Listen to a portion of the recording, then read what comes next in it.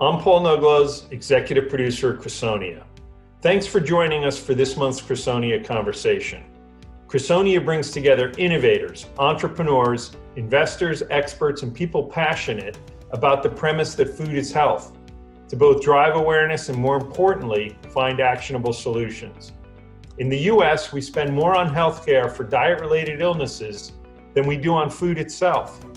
This will continue until we collectively commit to change and find practical, actionable ways to make good food as craveable, delicious, and affordable as bad.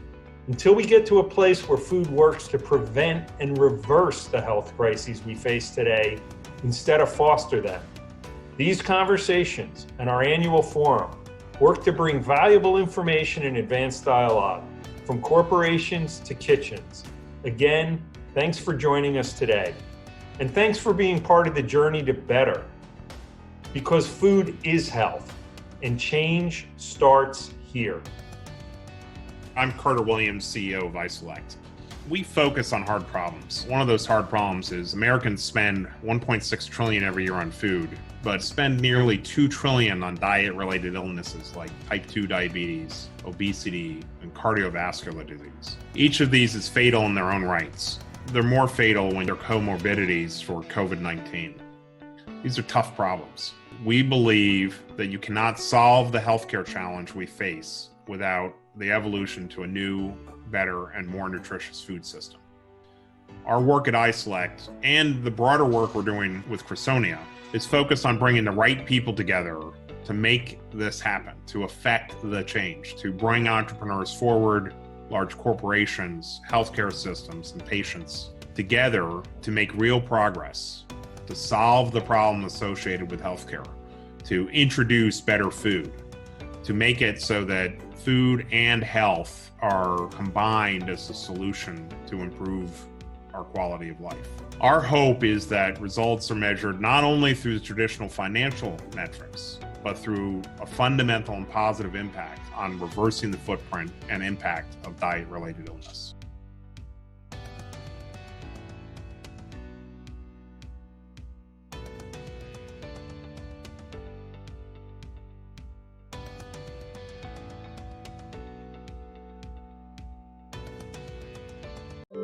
So food is something that's important to all of us. We eat every day. It's part of our culture. It's what makes us happy. But it's also incredibly important for our health. And research at Tufts and elsewhere has shown that food is now the #1 cause of poor health on the planet. Everybody kind of has this uneasy feeling now that our food system is making them sick, and they're right. And so 20 years ago, the evidence wasn't that clear, but now the evidence is so clear with type 2 diabetes, obesity, many cancers, cardiovascular disease, brain health, or gut microbiome, how powerful food is. The idea of food as medicine is to leverage the power of food, the power of healthy eating to actually improve health. And not only improve health, but save dollars. Instead of your doctor writing for you to get a fancy drug or an expensive procedure, they actually write for you to get food at the supermarket. That could be things like fruits and vegetables, it could be things like whole grains or beans, it could even be things like fish or healthy cooking oils.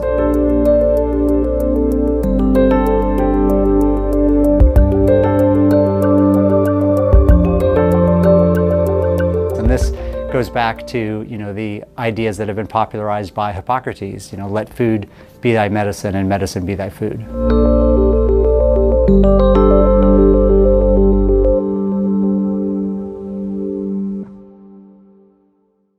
Good morning or good afternoon, depending on where you are. I'm Paul Nuglows, executive producer at Crusonia. Welcome to our monthly installment of Crusonia Conversations. Our topic today will focus on keys to true advancement in nutritional science. To help us fully explore this topic, I am excited to be joined by Dr. Dariush Mozaffarian and Carter Williams. You saw a little bit about each of them in the intro, but I'm just going to read you a little bit more. Dariush Mozaffarian is a cardiologist, dean of the Tufts Friedman School of Nutrition Science and Policy, and professor of medicine at Tufts Medical School. Dr. Mozaffarian has authored more than 400 scientific publications on dietary priorities for obesity, diabetes, and cardiovascular diseases, and on evidence-based policy approaches and innovations to reduce these burdens both in the US and globally. Thomson Reuters has named him as one of the world's most influential scientific minds.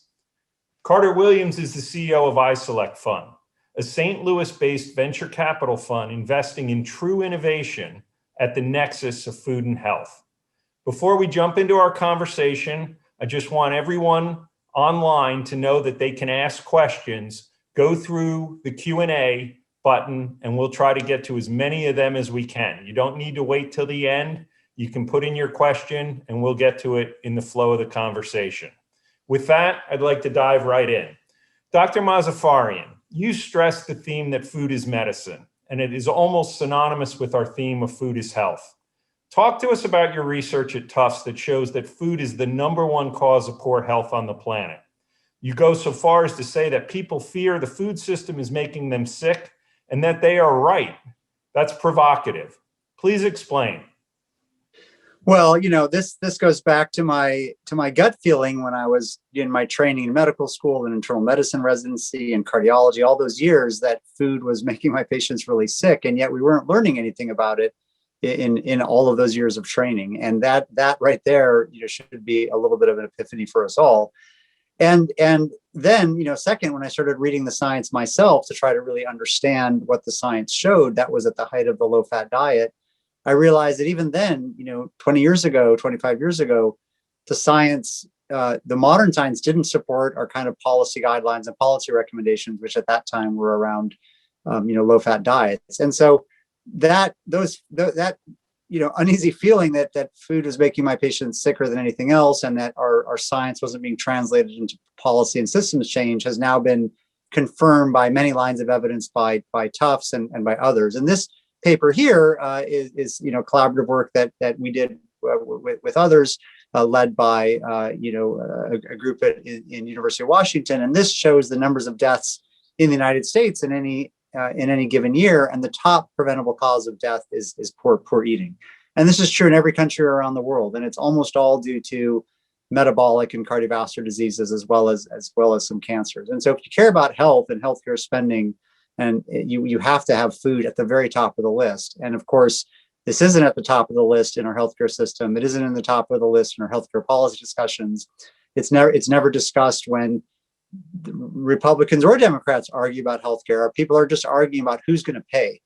And we have to move away from arguing about who's going to pay to actually how do we reduce costs. And the only way to reduce costs is to make people healthier.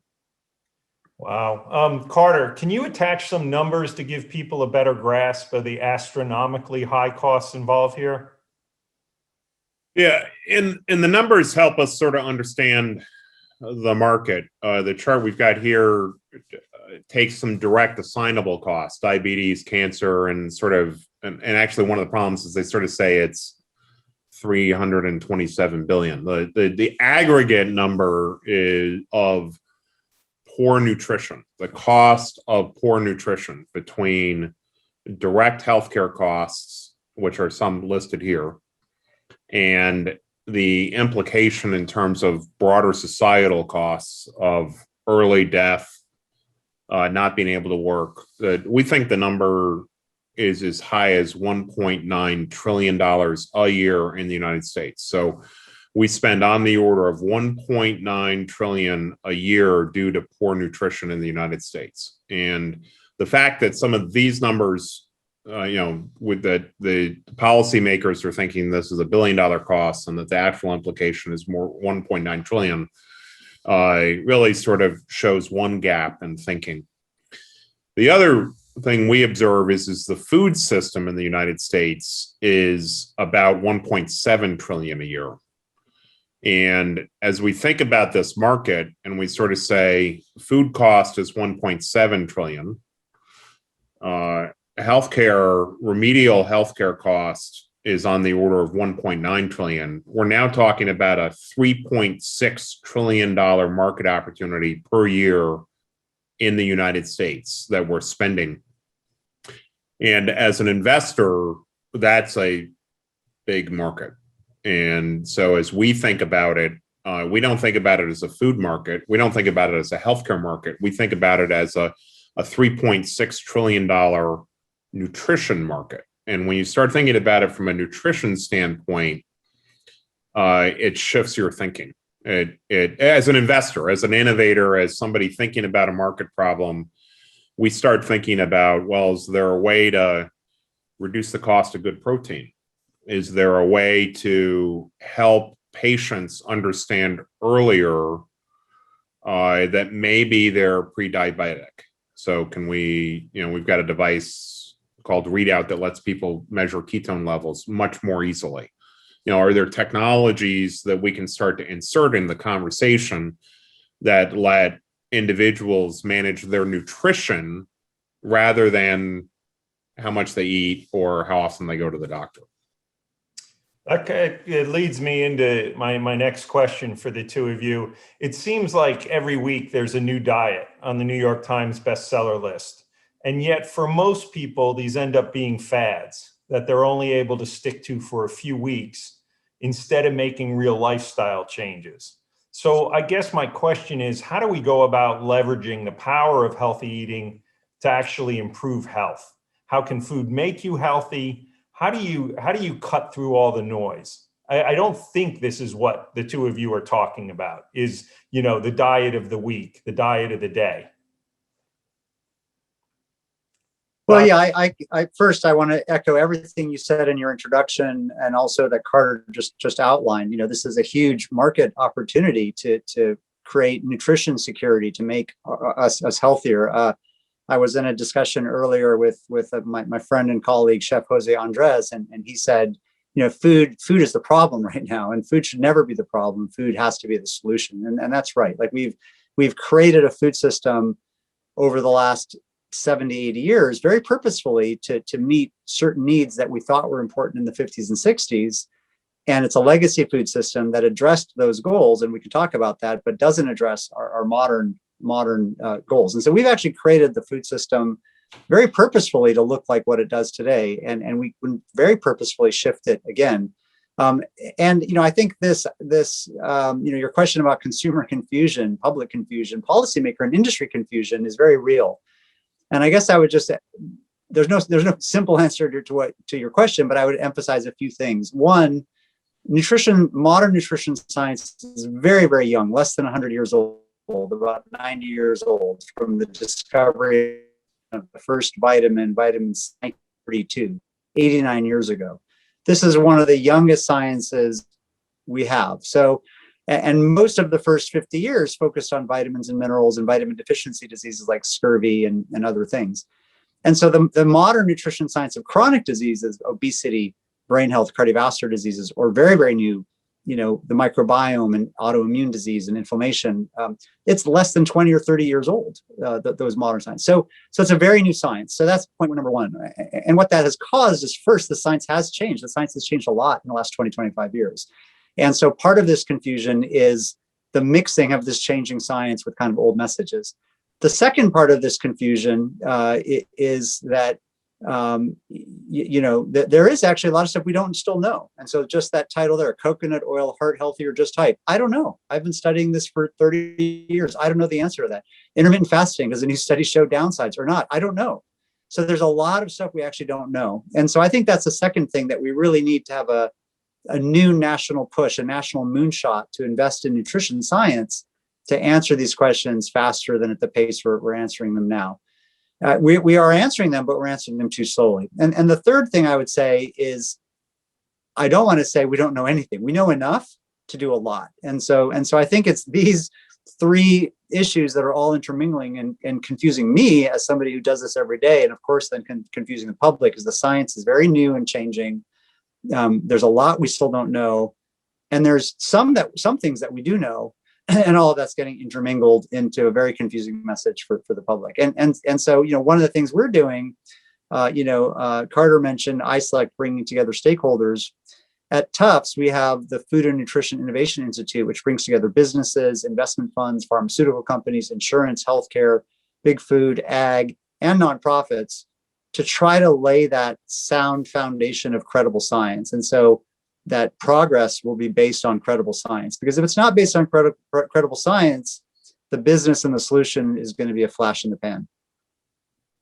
That's really interesting. I'm jumping around a little bit here, but On an iSelect deep dive earlier this month that included our friend, Dr. Rob Lustig, you both stressed the incredible importance of eating healthy food and proper nutrition is the key to true health. And that's what we're talking about here. But it sounded like this wasn't what either of you were taught in med school. And so is that beginning to change, or is there still a long way to go in terms of doctor education? Yeah, well, so first I want to emphasize that, the whole system, the market is actually broken. You have a broken economic market. If you just define it by formal economic principles, the food market is not giving consumers what they think and expect they're getting. And so when you have a broken market, we need system solutions and infrastructure solutions across the whole market, not just education and knowledge for people and, just guidelines and physician education. So just educating physicians won't change the broken system, but what it will do, and is really important to do, is to create culture change around how we value and address food and nutrition in healthcare. And of course, for individual patients who are able to go to a doctor and get that sound advice and make changes, it will help them one by one. So for those two reasons, it's very, very important. But it's not enough. But it'll have only incremental effects by itself. There's been really interesting research over the last 10 years now showing that at all levels of medical education, from medical school to residency to subspecialty fellowship to practicing doctors, about 90% of physicians think that nutrition is one of the most important things they should learn about.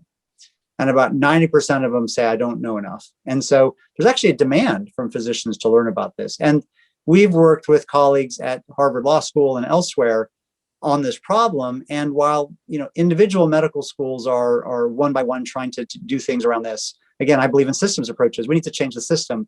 The simplest thing to do, while there's a little bit of movement, the simplest thing to do now is change the tests. If we change the US medical licensing exam that all physicians take, if we change the board specialty exams that all people have to take after their specialties, and if we change the continuing medical education requirements that all practicing physicians have to do, to just have 10% of questions beyond food and nutrition, right, will change education overnight. And there are ways for actually the federal government to kind of push and promote that, since they pay for a lot of that. So I think it's important. We need to do it. It's not nearly enough by itself, and we need to do it through basically changing the tests. And one thing I wanted to pick up on, you talk about doctors, instead of writing you a prescription for a fancy drug or an expensive procedure, they actually write a prescription for you to get healthy food at the supermarket. And we worked with Dr. Scott Morris at Church Health in Memphis, and we saw this firsthand. And he's working with United Healthcare and others to do just that. Is this starting to become more widespread, where doctors are actually taking this initiative on their own? Yeah, absolutely. And I'd love to hear, what Carter is seeing in the investment world, because I see both, this was traditionally a nonprofit space, and for-profit companies are rapidly seeing the value here of helping provide nutritionally sound either produce for people that can still cook and shop, or full meals for people that can't, and to actually get reimbursed, because it's at worst cost effective and no more costly than giving drugs for these conditions, and in some cases actually saves money. And I want to emphasize that difference, because cost effective means you get a good buy on your dollar spend for health, and almost everything we do in healthcare is cost effective.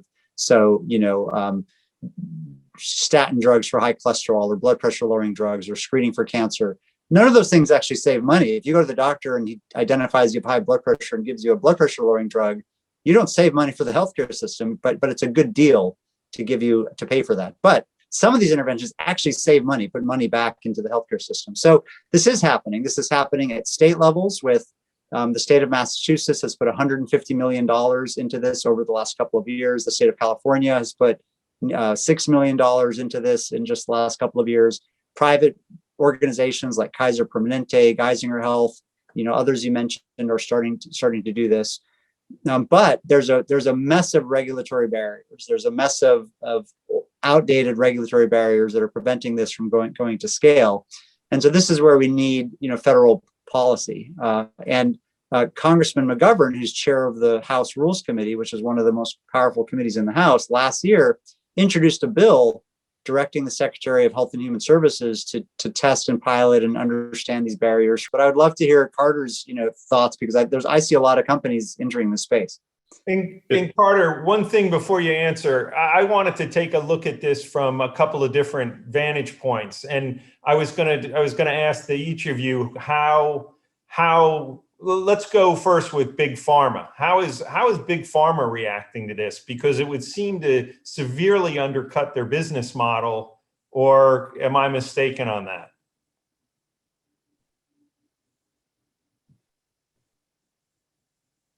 I think his video might be off. I think on the pharma side, I don't know that they know how to react to this at this point, or that they have a mechanism to react to it. It may be done in terms of things like diabetes, but they've got a challenged business model. If people need to eat better, it is unclear they have a voice in the conversation. And so I'm not sure that we've really seen them on the market basis. We haven't seen them take a shift. We've seen a little bit of behavior change in the pharmaceutical companies where they're developing applications that drive better compliance of drugs, which is particularly helpful. So you can imagine like a Novo Nordisk perhaps coming up with a verticalized a diabetes treatment that includes insurance, insulin, and a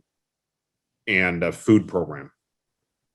And so I know that some of the companies are thinking about that type of integrated solution, and there are reasons why that might be beneficial to them. But there's still a question as to where's the point of introduction going to be. We've seen on the insurance companies where they know that they need to feed people better, but they don't necessarily have the right incentives to do that. In many cases, the insurance companies are operating as a form of benefit management for a corporation. And the sort of twists and turns of how that works and how they deliver food, they've started to introduce better food programs for people that do have diabetes, but they're not necessarily doing programs to prevent diabetes. And so we're seeing versions of it. I just had a follow-up on that, because with the insurance companies, I think the thought would be that healthier individuals actually do help their bottom line. And this is what we saw with United Healthcare in Memphis, was that healthier individuals actually does significantly help their business model. Whereas Big Pharma may be looking at, well, you know what, this is a person who should be on Lipitor or some other drug. So do you think the insurance companies are there yet? I think you're saying in a corporate setting, it still remains to be seen. I personally have seen and talked to some senior executives that point out how they're leading, but other people in the industry have structural reasons why they don't want to lead. Got it. So they're oddly, for example, the insurance companies that cover a lot of Medicaid patients don't, and I don't know the full story of this, don't have the right economic, they're paid per life. They're not really paid per cost of care. And so there are these weird incentives in there, but certainly at Aetna, Aetna's work with CVS and the idea that you walk into a CVS and there's a Genius bar and there's a person there that you go up to and say, "Hi, I'm 65 years old. I don't have enough energy to play with my grandchildren. I'd like to get better. What should I be doing differently?" And that there's someone there that sort of says, well, here's the right, you've got diabetes, here's the right drug that you should be on, here are the right sneakers you should be wearing, here's the right Fitbit that you should be wearing to help integrate it, and why don't you come in next week and talk to me again, and come in and develop a sort of interactive kind of engagement. You're seeing things like that. But then on the other side, when I look at some of the Medicaid insurance companies, they could give, they don't really care. And I don't exactly know why that is, but it is very clear this amount of lives, I get paid this amount, and I report my EPS, and I'm off to the races. Do you think the I go ahead, Doc. Oh, sorry. Go ahead, Doctor. Oh yeah, I was going to add a little bit on the pharmaceutical companies with our experience, but do you want to ask your question first, or should I? Go ahead. We'd like to hear it. Yeah, so I think that there are definitely some companies, insurance companies, pharmaceutical companies that are very interested in this. And so Novo Nordisk is part of our innovation council. GSK, Consumer Healthcare, is part of our innovation council. And so they're interested in this for several reasons. One, and maybe most fundamental, they see the writing on the wall that this is not sustainable. Healthcare is almost 20% of our entire economy. It's gone from 5% of the federal budget in 50 years ago to almost 30% of the federal budget now and rising. Same thing on the state level. It's crushing competitiveness of private businesses who are paying for healthcare premiums. It's leading to wage stagnation. So they just know that they won't be profitable if the country goes into economic collapse.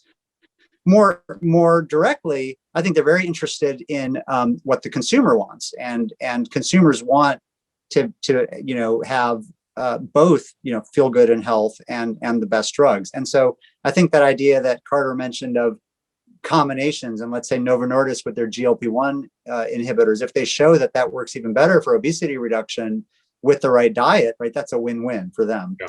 And so I think that's a second win-win. And then of course GSK has their consumer healthcare division, which does supplements and over the counter and other things. And so they're really interested in nutrition science and kind of food as medicine there. So I think pharma's mostly watching, but there are some pharma that's leading, but I haven't seen any real sign that pharma's opposed. At most they're going to be neutral. And then on the insurance side, I think the most action right now is for people that have that are both the healthcare insurer and the provider, right? Because then they see this very clearly. And so organizations like Kaiser Permanente that do both, or accountable care organizations, which are hospital organizations that get paid now based on sort of risk sharing. Those are the models that are going to be more proactive. We've got a question that came in from Steve Coulter. He's asking, what are your thoughts on having individual health insurance premiums being based on some health metrics such as BMI, et cetera? He says, on the one hand, it could lead to higher costs for the most vulnerable, but on the other hand, hitting people's wallets is one of the strongest ways to drive behavior. Yeah. It seems this would be a good way to align incentives for the greater good. What on that? There is some research on this, and also the Affordable Care Act allowed this to happen, or maybe it wasn't exactly, but it was during the Obama administration actually loosened the rules so that insurance companies could pilot this. And basically, the sum of the evidence is that kind of just changing your premiums works for very, very simple behaviors, maybe like smoking or getting your prostate cancer screening or something. When it gets to complicated behaviors that have to do with, shopping, figuring out your meal plan, your budget, your cultural preferences, right? Those sorts of simple, just one-off change your premium don't have a huge impact. On the other hand, if you combine more direct incentives like not changing your premiums, but actually paying for healthy food, subsidizing healthy food, and you combine that with gamification, peer support, prizes, education, that works really well. And so, we work with John Hancock Life Insurance, one of the oldest life insurance companies in the US, almost 160 years old. And they have a life insurance program called Vitality, which rewards their clients for healthier eating.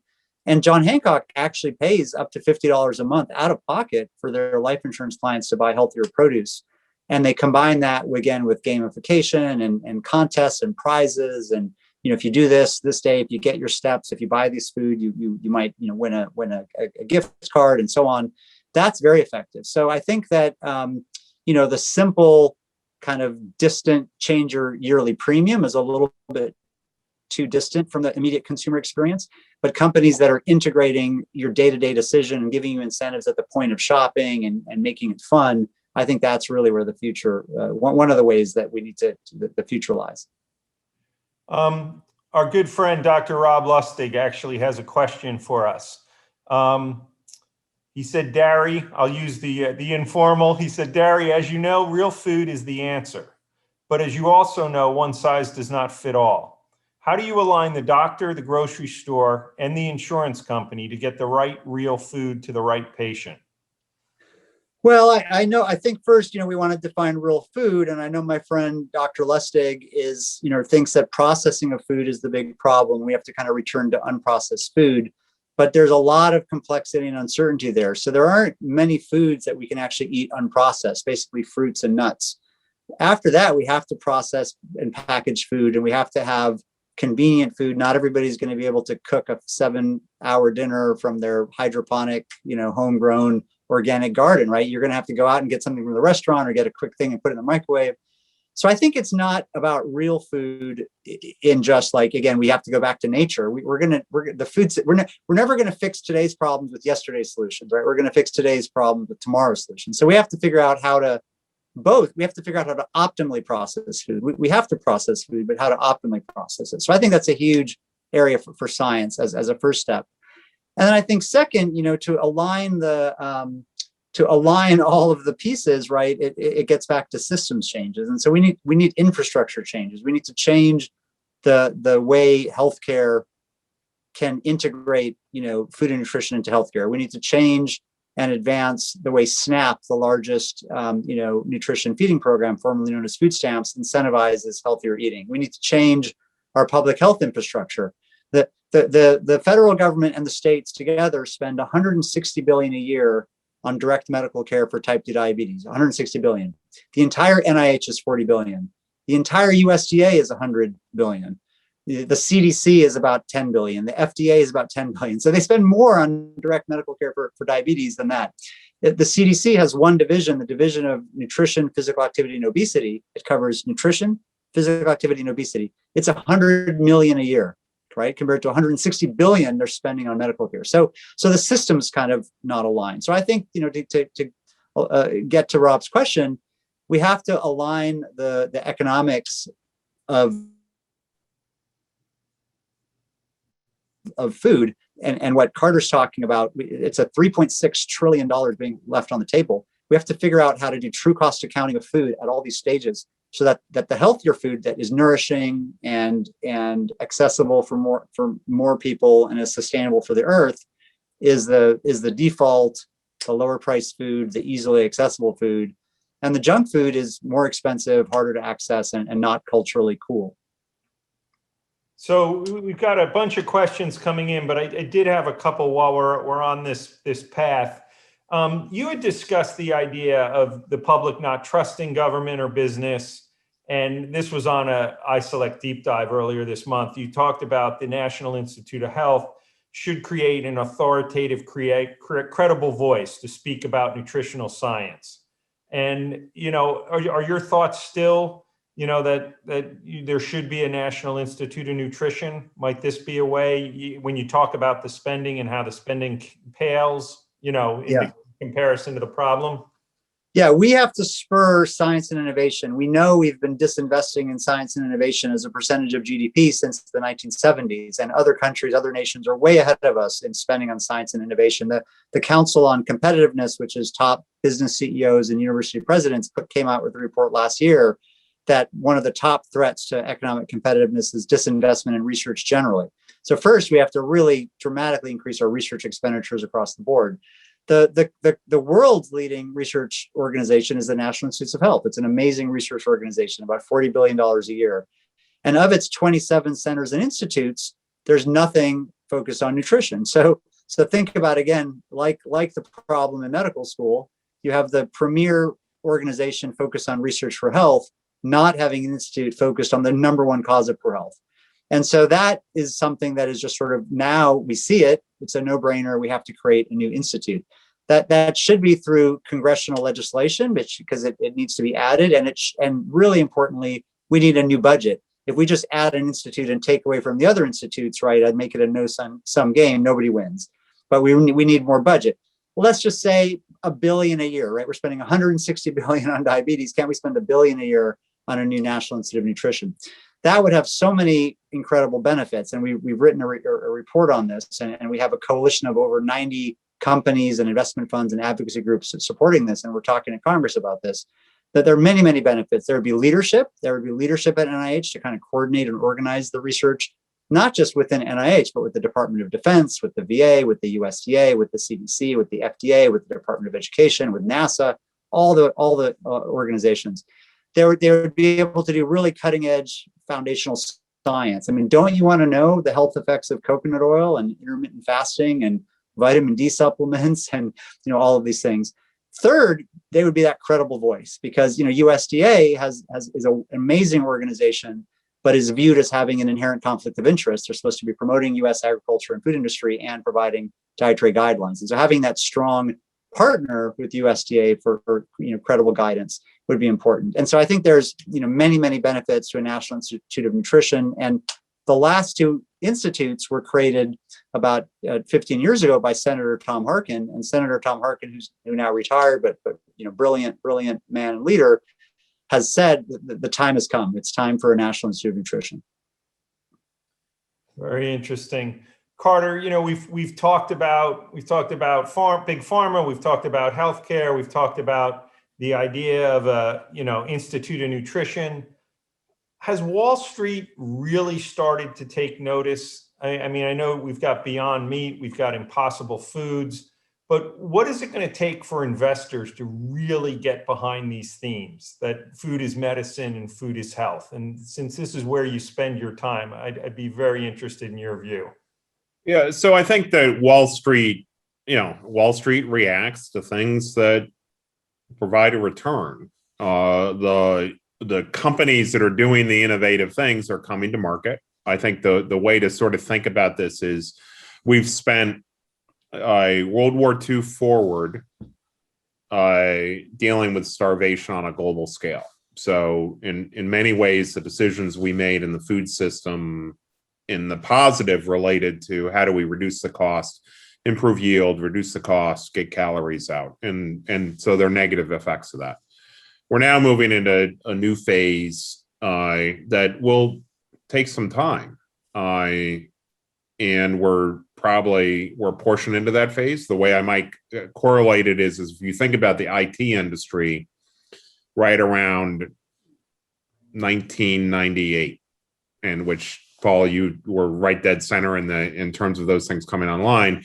You've got this plethora of companies that are getting ready to go public. They're going to go public and then they're going to have an effect. And so today, Amazon is a dramatic company doing many things 20 years after, 25 years after it went public. So I'd say that we are from an investment phase where we're sort of later stage companies getting ready to go public. AppHarvest is the most recent example and has had very good price support in the public markets. They are very, very focused on just improving tomatoes. The next act that they're going to bring is going to be valuable, but that's a shift on infrastructure. Impossible is having a few challenges and beyond in terms of finding its footing, but those are examples. And then I know that there are certain companies that are going to become public shortly that sort of contribute to this. So we've got that phase. The thing that we think about is that when you go through that generational shift, if you sort of say we've gone through this 40, 50-year phasing around starvation, now let's move into a phasing of nutrition, the place we concentrate as on investors is who can develop a better, cheaper solution. And so 60% of people's behavior is based on the price of things that they buy. And so if you can deliver a higher quality food at a cost lower than bad, whether that's lower cost fresh food or lower cost good processed food or whatever the food class is across the whole spectrum, then you're gonna change people's adoption through that combination of it makes them healthier and better, and it's cheaper. And from there, the markets will realign. The final analogy I might make is we sort of think about this on a 5, 10, 15-year period. So we're like 5 years into a 15-year major change. The analogy I might make, a more current analogy I might make is internal combustion versus electric. The conversations we're having about the pharma companies is sort of like GM. GM has now got their new electric car logo. And there's a little question as to whether they really mean it. They probably do, and they're going to make a transition. But then Tesla, people are like, well, is Tesla really doing the job or not? And what's going to happen? Well, the whole entire car industry is going to change so dramatically. People won't own cars. People, how they deliver cars will get changed. And so, in the interim, you're going to see these ups and downs. And I think from a Wall Street standpoint, you're going to have some investors that, like a Kathy Wood, that looks at a Tesla and says, I see $3,000 a share. Here's why. And she'll be right in some regard. And then you'll see others. But it's a really fascinating period where a combination of what we've talked about in terms of policy will shift, and the who is the Steve Jobs of food, of healthy food, is in the pipeline. I think I know who it is. I'll leave that alone right now, but he's in the pipeline, and it'll be obvious to everybody in 5 years, and those companies are about to go public. But we're going to see more voice come in from the entrepreneurial side that basically says, hey, can I deliver higher quality food without having to go through the medical industry, and without having to go through the pharmaceutical industry, and without having to go through sort of a subsidy program? And in that introduction of that new food, or that shift in the food system, which I might characterize as away from yield price towards taste, nutrition, and quality. I think when we see that shift, it's going to accelerate the policymakers, and because they're going to see the game moving, and you're going to see a lot of exciting things happen in the next 4 or 5 years. Interesting. I wanted to get to another question. Richard Miller is asking for your thoughts on the system being a reactive healthcare system versus a preventative system. And does this require major disruption to intersect with a food prescription? Yes, that's exactly right. I mean, we are, firemen being called when the house is fully burning. I mean, I'm a cardiologist, and that's where the house is fully burning down, not even a little fire in the kitchen, and we're being called to put it out. And nobody's asking, well, how do we actually stop the fires from happening in the first place, right? We're spending money on the fires, on having fancy fire engines and the latest technology for the firefighters. The other example might be, think about the military. For many years, the United States focused on hard power, which is, the Army, the Navy, the Marines, the military. Over the last 30, 40 years, there's been enormous recognition and increased investment in soft power, what's called soft power, diplomacy, education, U.S. aid, the State Department, and so on. And you need a balance of soft and hard power. Our healthcare system is all hard power. It's all highly trained, forces with highly technologically advanced, extremely expensive equipment to go in and win the acute battle. They're not peacekeeping forces. They're not able to, settle civil unrest and prevent conflict from happening. They're not used for that. So we don't have soft power in healthcare right now. So we need that equal investment in soft power. So I think there is going to be enormous disruption, and it's going to come, and it's starting to come again when the healthcare system really has to share the risk, and that's starting to happen. But with the accountable care organizations and others, but when healthcare systems really have to start to share the risk, rather than being able to be profitable with our economy going down the tubes, I think it's going to shift, and that's where you're going to start to see, and are already seeing, healthcare organizations focusing on the social determinants of health, on housing, on transportation, especially on food. Yeah, and they're wildly different markets here. I mean, we see a real separation, I think, in terms of how long people are living and the quality of life. If you have access to good quality food and such, you live longer. If you don't, you don't. And those cohorts do fall into different groups. Like, we would really like to drive probably better food solutions into, the lower cohorts in terms of economics. It's a harder group to reach because just even the supply chains into those systems are difficult. And so to some degree, when we think about innovation today, we think about a Tesla. I brought it up, but only the upper class ends up getting a Tesla. Innovation in the 20s or 40s, penicillin. Everybody has access to penicillin. Refrigerators, everybody got access to TVs, everybody got access to TVs. And so as we think about some of these innovations, the challenge we have from an innovation standpoint is, how do we make it so that it becomes widely, if we want to have a solution at the systems level, we really have got to make it so that these technologies can be adopted widely.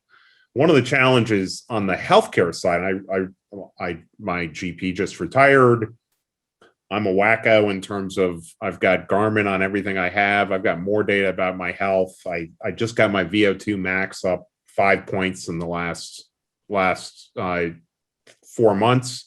That's a lot. That's impressive. It was a huge achievement, but I actually, to my cardiologist, I want to like go tell him, but he like, can you connect to my Garmin? And he can't connect to my Garmin. And it's like, you want to like, I'm sort of a weirdo in this, but the notion of how we interface that coaching and helping in a healthcare solution, I think it's just going to be a different delivery model. I mean, doctors are not coordinated to be able to talk to their patient as a coach weekly. It's like once a year kind of thing. And so I think that there's just a lot of that interface that I would imagine is going to change. I have zero idea what the business model is going to be, but it will be different.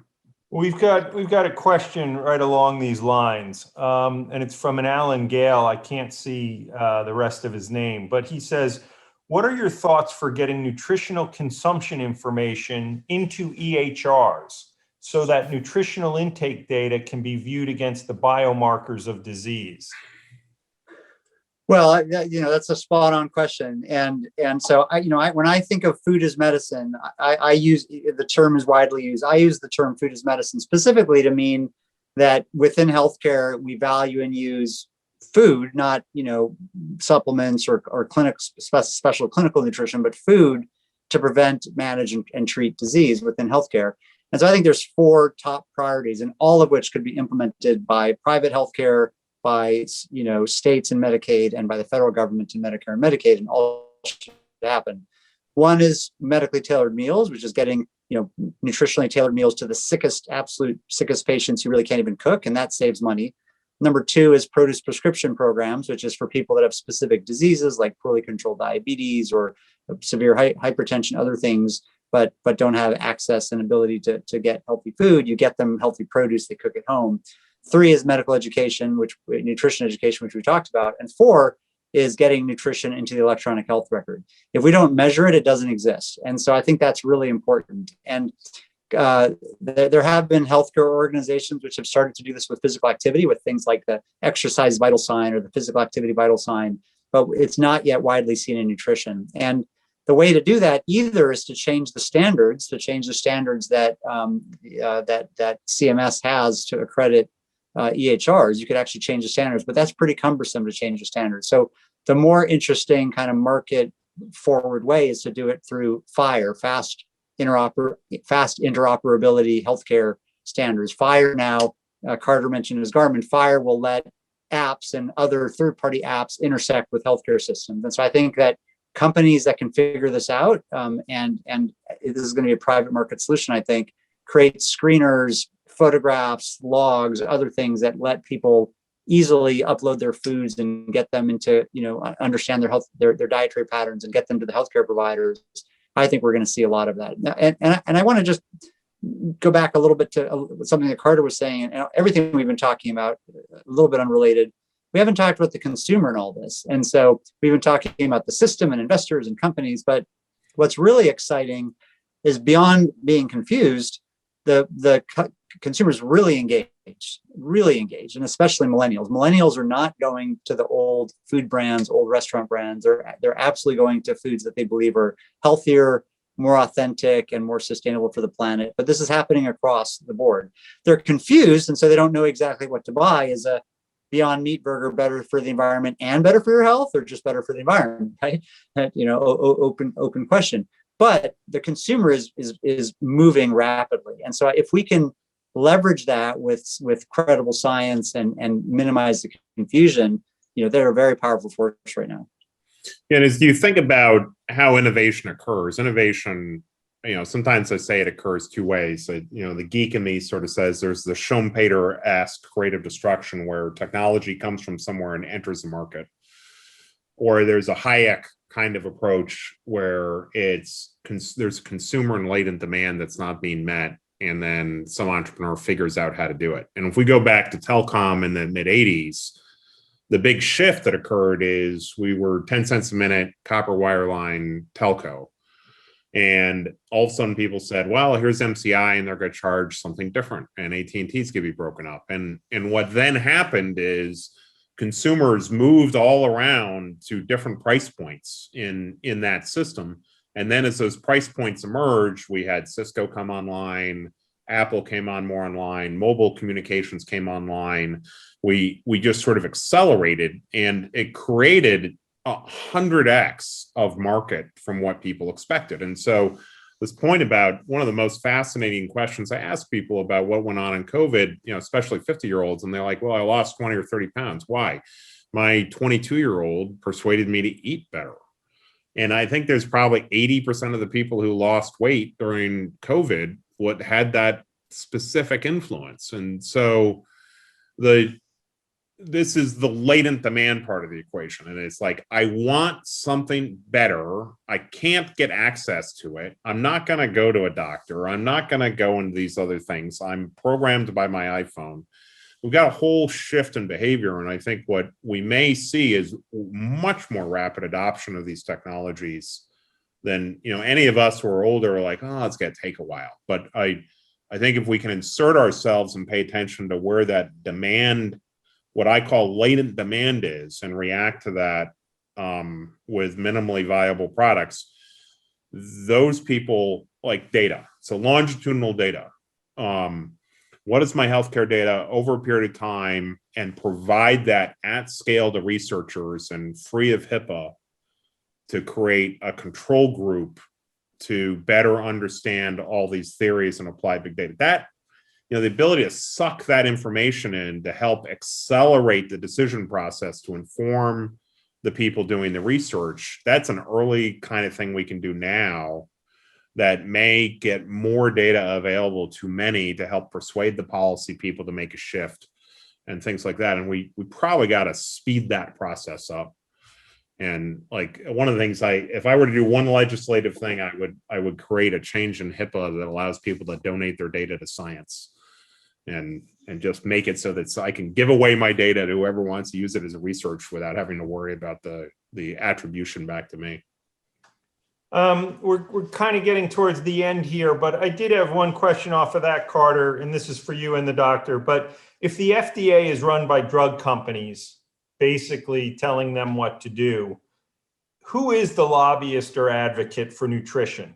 Do we have an advocate for nutrition? Is it the nutritional supplement companies? Who is it? Do we see anyone emerging as the voice with the dollars behind them in terms of changing policy? The only one I've heard is the only directly person I've heard comment on it is Senator Marshall. Maybe there are other so that you've seen legislatively, and he has got a big both healthcare doctor, Senator Marshall.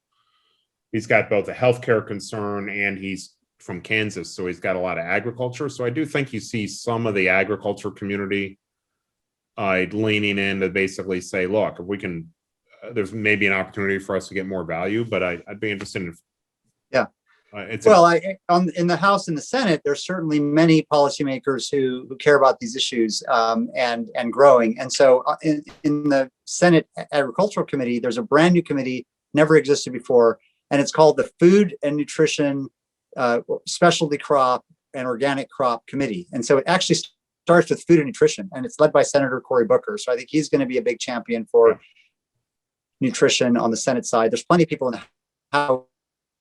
Congressman McGovern, Congressman Tim Ryan, Kirsten Gillibrand, Shelley Pingree in the House, many congressmen and senators. But the challenge with everything going on is to all feel that their constituents think this is one of their top 2 or 3 priorities, not your 10th priority. If it's your 10th priority or even your 5th priority, it's not going to happen. So I think there are people in the House, but I think outside Congress itself, the advocacy is growing. And so just two examples. And so one, within the administration, new USDA Secretary Tom Vilsack, in his Senate confirmation hearings, and subsequently, he's talked about nutrition security, not food security, nutrition security. He said, we have to shift our focus to think about nutrition security and be sure that we're not just getting food to people, but healthy, nutritious food that improves their lives. And so when you have sort of the head of USDA talking about nutrition security, that's a big shift. And of course, he has the ear and the trust of President Biden, as he should. I think secondly, there is a growing coalition of nonprofits and for-profits that want these things fixed. And so I mentioned our Food and Nutrition Innovation Institute, but we also have this advocacy organization. I welcome people to email me to learn more about it. Any companies are welcome to join our coalition.